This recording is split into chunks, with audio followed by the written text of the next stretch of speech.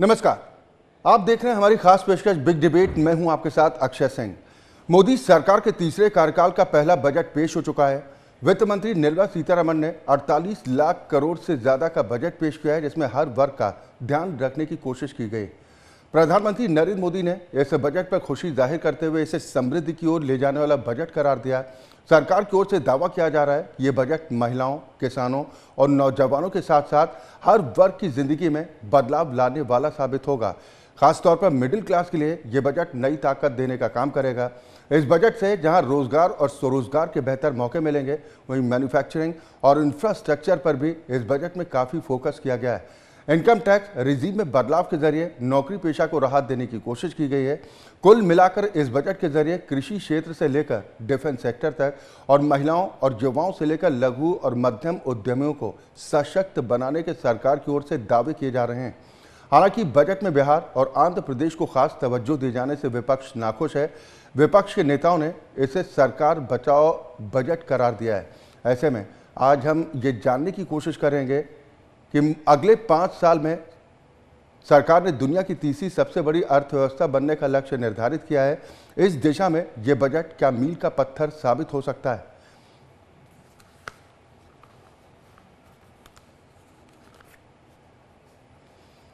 मोदी सरकार 3.0 का पहला ये बजट दिलचस्प होने के साथ साथ काफ़ी पेचीदा भी है। हालांकि अर्थशास्त्रियों की तरफ से इस बजट का आकलन करने की कोशिश की जा रही है कि आखिर इस बजट से क्या खोया और क्या पाया है। हालांकि सरकार की तरफ से कोई लोक लुभावन बड़ी घोषणाएं नहीं की गई हैं, लेकिन बेरोजगारी को दूर करने को लेकर इस बजट में बड़ी घोषणाएं की गई। मोदी सरकार के तीसरे कार्यकाल का पहला बजट सामने आ चुका है। हालांकि विपक्ष को सरकार का ये बजट रास नहीं आ रहा है, लेकिन सवाल इस बात को लेकर भी उठ रहे हैं कि सरकार की तरफ से जो दावा किया जा रहा है कि समृद्धि की ओर ले जाने वाला ये बजट साबित होगा। सरकार का यह पहला पूर्ण बजट जो पेश हो चुका है, 48 लाख करोड़ से ज़्यादा का बजट जारी किया गया है। यानी 48 लाख करोड़ रुपए 2024 और 2025 के लिए खर्च होने होंगे, जिसमें सबसे ज़्यादा सरकार का फोकस इंफ्रास्ट्रक्चर के क्षेत्र में देखने को मिल रहा है। 11 लाख करोड़ से ज़्यादा इंफ्रास्ट्रक्चर पर खर्च किए जाएंगे। सरकार ने इसके लिए बजट का प्रावधान कर दिया है।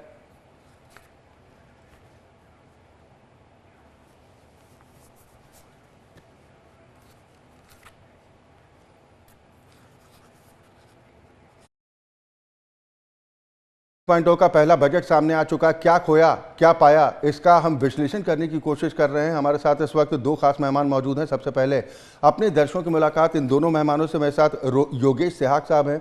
आप प्रवक्ता कांग्रेस पार्टी हैं। इस बजट को लेकर उनकी प्रतिक्रिया जानने की कोशिश करेंगे कि कांग्रेस पार्टी इस बजट को लेकर कितना आश्वस्त है या फिर इस बजट में कमी नजर आती है। साथ ही जाने माने राजनीतिक विश्लेषक राकेश कुमार जी भी हमारे साथ इस कार्यक्रम में शामिल हैं। बहुत स्वागत है आप दोनों का। शुरुआत मैं राकेश जी आपसे ही करना चाह रहा हूं। मोदी सरकार 3.0 का ये पहला बजट है, दिलचस्प होने के साथ साथ कितना पेचीदा दिखाई देता है?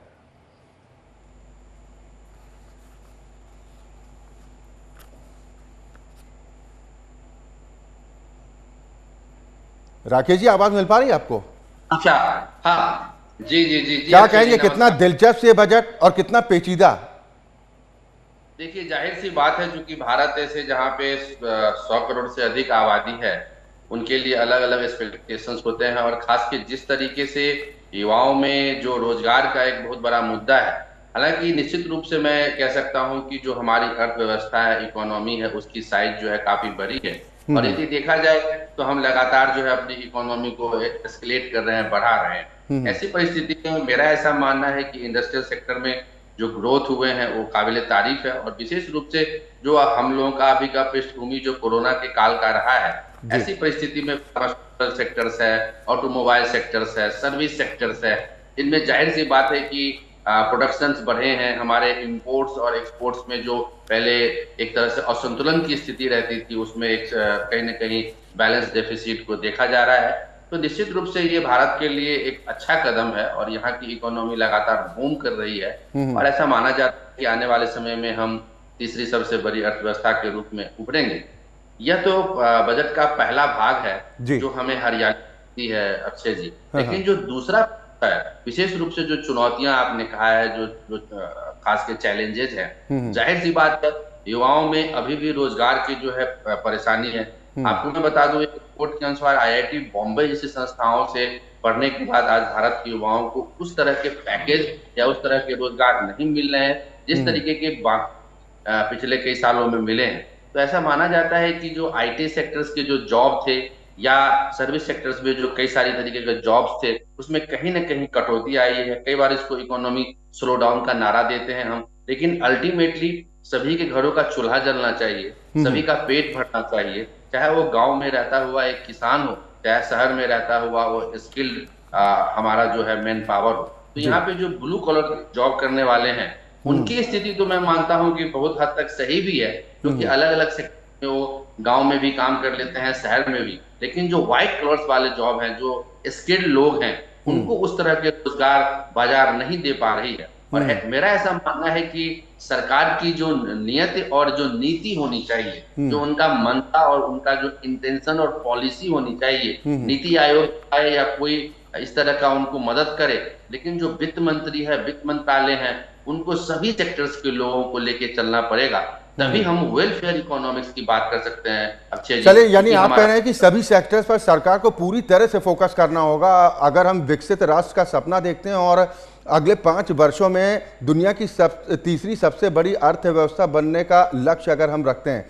मैं योगेश साहब आपके पास आऊंगा, राजवीर रोहिल्ला साहब भी जुड़ गए हैं, प्रवक्ता है भारतीय जनता पार्टी के, आपका भी बहुत स्वागत है। लेकिन मेरा सवाल योगेश साहब आपसे है, देश को समृद्धि के रास्ते पर ले जाने में कितना महत्वपूर्ण साबित हो सकता है ये बजट आपकी नजर में? नमस्कार जी, सभी आपके दर्शकों को, सभी प्रवक्ता साथियों को मेरा।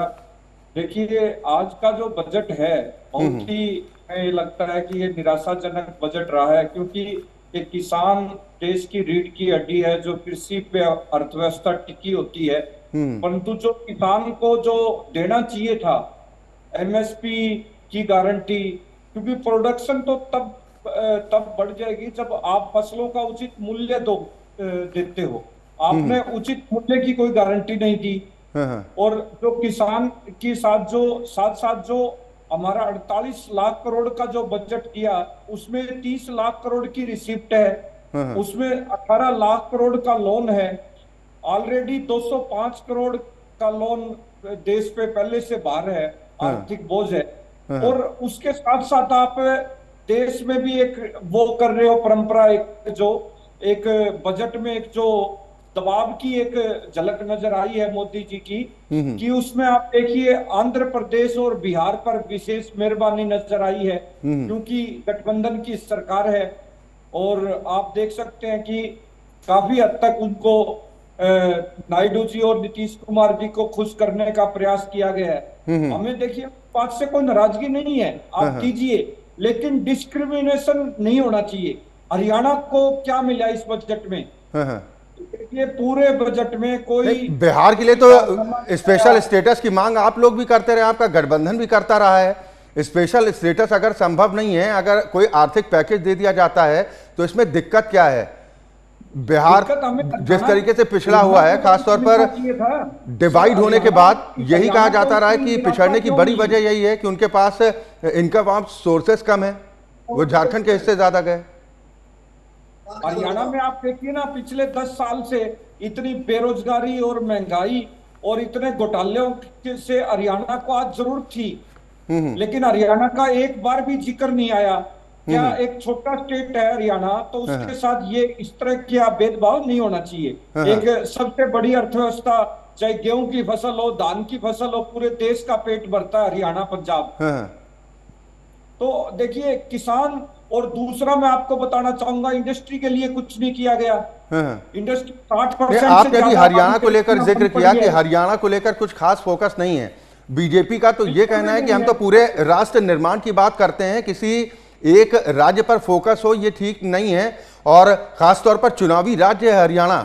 ऐसे में ये समझा जाता है कि सरकारों की तरफ से लोक लुभावन वादे किए जा सकते हैं ताकि चुनाव के समय उनको फायदा मिल पाए। आप खुद इस बात को स्वीकार कर रहे हैं कि हरियाणा के लिए कुछ खास अलग से ऐलान नहीं किया गया। इसका मतलब ये चुनावी झुंझुना देने की कोशिश नहीं की गई, या आप खुद स्वीकार कर रहे हैं? ये चुनावी झुंझुना नहीं है सर।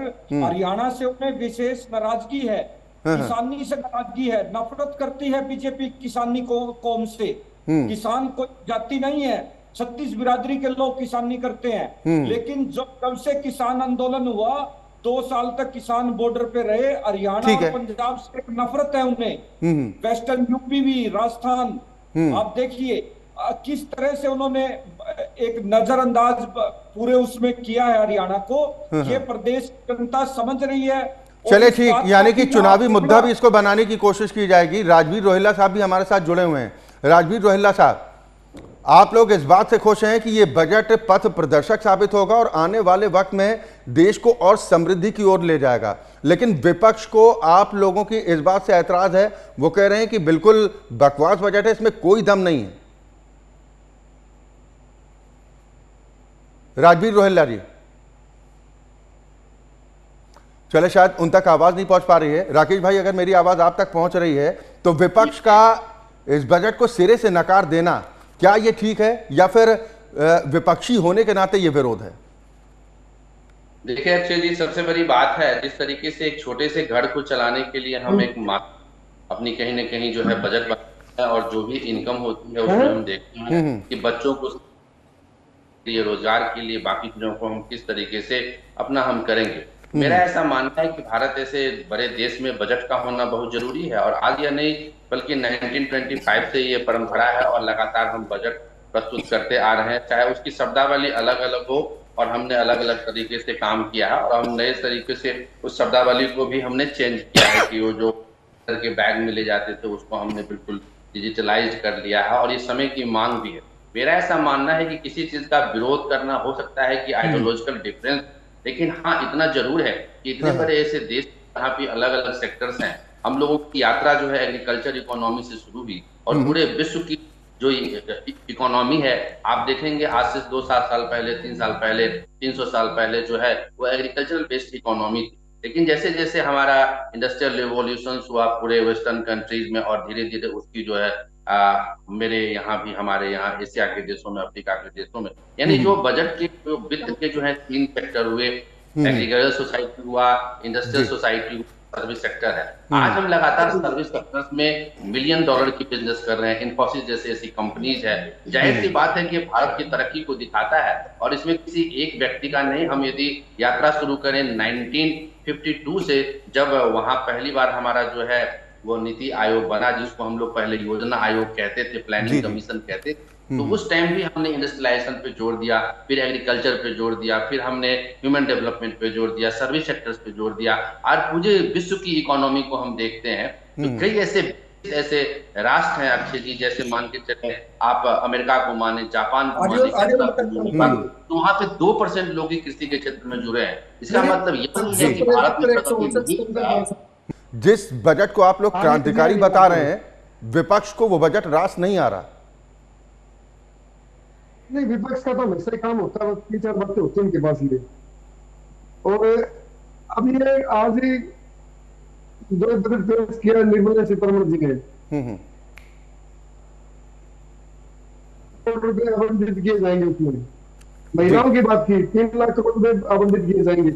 और जो हमारी सुरक्षा का मसला है उसमें 13% जो बजट है वो सुरक्षा में खर्च किया जाएगा, और सुरक्षा में भी इंफ्रास्ट्रक्चर पर भी मतलब काफी हिस्सा खर्च किया जाएगा। तो कहीं ना कहीं आप ये मान के चलो, ये जो बजट है ये बिल्कुल क्रांतिकारी बजट है, और ये संतुलित है।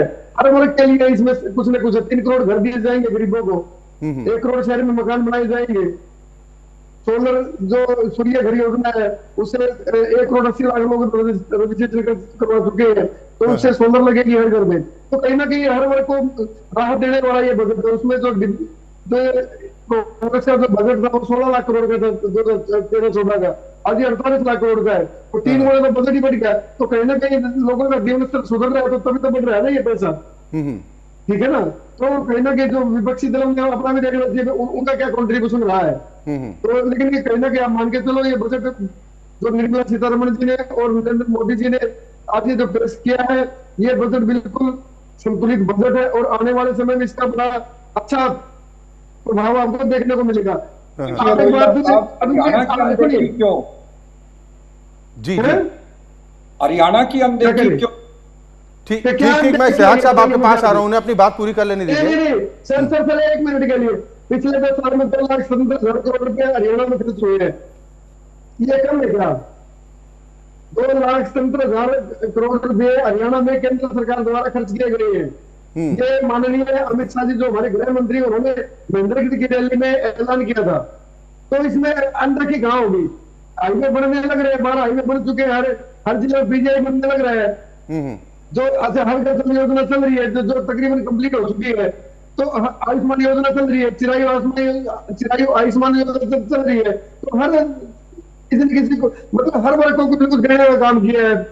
नहीं, वो योगेश सिहाग साहब की पार्टी इस बात को लेकर सवाल उठा रही है, राजवीर रोहिल्ला जी। वो कह रहे हैं कि जो प्रेम इस बजट में बिहार और आंध्र प्रदेश के प्रति देखने को मिला है, वो प्यार हरियाणा को लेकर देखने को नहीं मिला। ये इनके तो कुछ भी कह सकते हैं ना, संतुलित बजट है। और ये जो केंद्र जो योजना है 48 लाख करोड़ की, जिसमें से 13% आप डिफेंस का घटा दो, तो बाकी जो बजट है वो सारा पूरे देश के लिए, उसमें से अगर 50,000 करोड़ रुपये बिहार को दे दिए या तेलंगाना को दे दिए तो कौन सी बड़ी बात होगी? वो भी तो भारत का हिस्सा है, वो कोई बाहर के थोड़ा नहीं है वो। कांग्रेस तो सीधे सीधे और INDIA गठबंधन आरोप यही लगा रहा है कि ये बजट सरकार बचाने का बजट है, कि सरकार को किसी तरह बचा रखा जाए। आप ये बताइए, आंध्र प्रदेश में जो उनकी जो एक राजधानी बननी थी, मेरे को नाम ध्यान नहीं, उस राजधानी का जो इसकी YSL जगन रेड्डी की जो मतलब सरकार आई थी, उसने रद्द कर दिया था उस प्रोजेक्ट को। ठीक है, ये उसको उसके लिए अगर पैसा आवंटित किया गया तो क्या दिक्कत है? अगर उनकी सिंचाई योजना के लिए पैसा आवंटित किया तो क्या दिक्कत है? वो योजना वो हुई तो पहले उन्होंने घोषणा की थी, वो दूसरी सरकार आने के बाद वो बंद कर दी गई थी। ठीक है, लेकिन INDIA गठबंधन के सांसदों की तरफ से ऐलान कर दिया गया कि हम बजट को लेकर विरोध करेंगे। योगेश सिहाग साहब, इस बजट में कोई तो ऐसी बातें होंगी जो विपक्ष को पसंद आ रही होंगी, या सारा जो कुछ भी बजट का प्रावधान किया गया है आपको लग रहा है कि सब बस यूं ही है? देखिए, ये सिर्फ कागजों की जमा घटा तक सीमित है। जहां तक बात महंगाई और बेरोजगारी पर मुख्य रूप से फोकस होना चाहिए था, वो कहीं भी बजट में नजर नहीं आ रहा, ना ही किसानों पर। और जो बजट की जो आय सीमा है उसमें भी कोई बड़ा बदलाव नहीं किया गया, वो भी लगभग एज इट इज ही रखा गया है, उसको वो भी बढ़ानी चाहिए। और जो 2 करोड़ हर साल युवाओं को रोजगार देने का वादा था, आज कम से कम 11वां साल है बीजेपी गवर्नमेंट का, 10 करोड़ बैठता है। रोजगार सिर्फ 25-30 लाख युवाओं को दिया गया है। और रोजगार के लिए ना ही कोई विजन नजर आता है, ना कोई ऐसा। आपने सिर्फ एक स्किल के लिए आप ट्रेनिंग दोगे, ट्रेनिंग से तो आज तक 10 साल हो गए, आपको क्या बजट आए और गए, कितना क्या बदलाव हुआ? ये सिर्फ अगर किसान की आय बढ़ती, रोजगार के लिए जो उद्योगों के लिए कुछ विशेष राहत भरा पैकेज होता, GST में कुछ बदलाव होता, नहीं तो आप लोगों के पास ऐसा क्या फॉर्मूला होता जिससे इन सभी की किस्मत चमक जाती? कुछ एग्जाम्पल अगर आप सेट करना चाहें। देखिए, जो हमारे माननीय पूर्व प्रधानमंत्री थे मनमोहन सिंह जी, पूर्व के बहुत बड़े अर्थशास्त्री रहे हैं, उसमें उनका जब भी आपने बजट या चाहे जो कांग्रेस के शासनकाल के समय में था, एक बैलेंस बनाया जाता था। जो हमारी तो इसी बैलेंस की बात तो बीजेपी प्रवक्ता भी कर रहे हैं कि संतुलित बजट है। देखिए, उन पक्ष का काम तो सिर्फ संतुलित बोलना है, लेकिन उन्हें भी इस बात को एडमिट करना होगा, वो भी हरियाणा पार्टी है, कि हरियाणा की अनदेखी हुई है और उसको लेकर इन्हें भी प्रयास आगे करना चाहिए। और जहां तक अमित शाह जी का इन्होंने बताया, जिक्र किया कि हरियाणा को हम इतने लाख करोड़ दिए, तो फिर हरियाणा में आज भी इंफ्रास्ट्रक्चर क्यों नहीं है? क्यों इतने बड़े बड़े मतलब जो घोटाले आज हरियाणा में हो रहे हैं? ठीक है राकेश जी, मैं आपके पास आऊंगा। देखिए, एक सत्ता पक्ष है, उसकी तरफ से कहा जाएगा कि भाई इससे बेहतर बजट तो हो नहीं सकता। दूसरी तरफ विपक्ष होगा, उससे यही सुनने को मिलेगा कि इससे बेकार बजट तो हमने कभी देखा नहीं जीवन में। लेकिन हम आपसे समझने की कोशिश कर रहे हैं कि एक आम नागरिक को समझ में आए, खासतौर पर जिस बात का जिक्र योगेश सिहाग साहब की तरफ से भी किया गया कि बेरोजगारी देश में एक बड़ा मुद्दा था, लेकिन इस बार जो कदम इस बजट में देखने को मिल रहे हैं, चाहे स्किल डेवलपमेंट से जुड़े हों या फिर अन्य माध्यमों के जरिए, चाहे इंटर्नशिप के माध्यम से हो, कंपनियों को प्रोत्साहित करने को लेकर जो प्रयास इस बजट में देखने को मिल रहे हैं, उनसे जॉब क्रिएशन कितना होने की उम्मीद है? देखिए अक्षय जी, आपने बड़ा किया। 4 करोड़ 10 लाख का है। ठीक, रोहिला साहब मैं आऊंगा, रोहिला साहब आऊंगा, राकेश जी से मेरा सवाल था। जिस तरीके से इकोनॉमी डेवलप हुआ, और आप जरा सा इतिहास में जाए तो देखिए किस तरीके से 1991 के आसपास जो है हमारे यहाँ एलपीजी का मॉडल आया और उस समय से अर्थव्यवस्था खुली। तो जाहिर सी बात है कि जो लाइसेंस राज थे उसके बाद लगातार जॉब अपॉर्चुनिटीज बढ़ी है। यह भी सत्य है अक्षय जी कि जिस तरीके से इकोनॉमी का नेचर चेंज होता है, और विशेष रूप से world economy is driven by US economy माना जाता है, वेस्टर्न इकोनॉमी सेट पैटर्न करते हैं। जहां पहले आप देखते थे कि अलग अलग सेक्टर्स में जॉब थे, आज अधिक से अधिक युवा जो है एग्रीकल्चर को छोड़ के, इंडस्ट्रीज को छोड़ के सर्विस सेक्टर में, कंफर्ट जोन में जाना चाहते हैं। यही कारण है कि कई बार डिमांड एंड सप्लाई की मैं समझता हूँ कि गैप होता है। जबकि आप देखेंगे कि यदि साउथ में जाएंगे, केरला में जाएंगे या बाकी जगह जाएंगे, तो ऐसे फार्मर्स हैं जो कि फार्मिंग करके डिफेंस के जॉब को छोड़ के, या आप सिक्किम में जाएंगे तो वहां पे लोग एसएससी की जॉब नहीं करते हैं और वहां पे ऑर्गेनिक फार्मिंग करते हैं। मेरा ऐसा मानना है कि ये डिमांड एंड सप्लाई का आज नहीं, ये कई वर्षों से चलता आ रहा है। आपने आर्थिक मंदी भी देखा, द्वितीय विश्व युद्ध से पहले भी देखा, आज भी देखेंगे, कोरोना के टाइम भी देखेंगे, आगे भी देखेंगे। हाँ, जरूर इतना है कि जो वर्तमान सरकार है वो उनकी सदैव ऐसी पॉलिसी रही है कि startup India, stand up India, skill India, इस तरह की जो इंडिया, या हम कहें कि आत्मनिर्भर भारत की बात करते हैं। हम कहते हैं कि हमारे यहाँ का जो प्रोडक्ट है वो बने, एक स्टेशन एक प्रोडक्ट की बात हो रही है, एक प्लेस एक, इस तरह के कई सारे। आपको बताया जाए कि नीति आयोग ने कुछ ऐसे एस्पिरेशनल डिस्ट्रिक्ट्स की घोषणा की है कि जहां पे यदि कोई प्रोडक्ट है, सर्विसेज है, तो उसको हम लोकल से ग्लोबल बनाए, नेशनल बनाए, इंटरनेशनल बनाए। जाहिर सी बात है, ऐसे कई पॉइंट्स हैं जिसको आपने कहा है, उससे निश्चित रूप से जो लोग हैं, जिस तरह के लोग हैं, उनको जॉब अपॉर्चुनिटीज बढ़ेगी। यदि ऐसा नहीं है तो फिर इतने बड़े लोगों कैसे सरवाइव कर रहे हैं, यह भी हम मान सकते हैं। चलिए, बिल्कुल। खैर अब आने वाले वक्त में पता चल पाएगा कि सरकार जो दावा कर रही है कि ये मील का पत्थर साबित होगा, ये बजट खासतौर पर दुनिया की तीसरी सबसे बड़ी अर्थव्यवस्था बनने के मामले में, और नींव रखेगा 2047 की। हालांकि विपक्ष इस बात से खुश नहीं है। विपक्ष कह रहा है कि इस बजट में ऐसा कुछ भी खास नहीं है जिसको लेकर सरकार की तारीफ होनी चाहिए। ये तो हो गई पक्ष और विपक्ष की बात, लेकिन आम लोगों को बजट का बेसब्री के साथ इंतजार होता है, खासतौर पर मिडिल क्लास को। और मिडिल क्लास को लगता है कि इनकम टैक्स स्लैब में अगर हमें छूट मिल जाएगी तो हमारे लिए वही बड़ी राहत है। न्यू टैक्स रिजीम में थोड़ा सा परिवर्तन किया गया है, जिसको विपक्ष की तरफ से ऊंट के मुंह में जीरा भी कहा जा रहा है। समय का अभाव है, बहुत शुक्रिया आप तीनों मेहमानों का मेरे साथ इस चर्चा में शामिल होने के लिए। बहुत बहुत नमस्कार।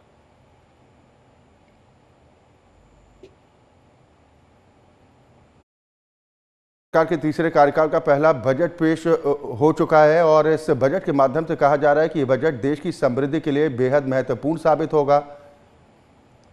बजट में तमाम बड़ी घोषणाएं भी की गई हैं, और इन घोषणाओं के जरिए सरकार की तरफ से ये दावा किया जा रहा है कि आने वाले वक्त में देश के विकास की रफ्तार बनी रहे, इसके लिए ये बजट काफ़ी मददगार साबित होगा। इसी के साथ हमारी इस खास पेशकश में अभी के लिए बस इतना ही। खबरें लगातार जारी।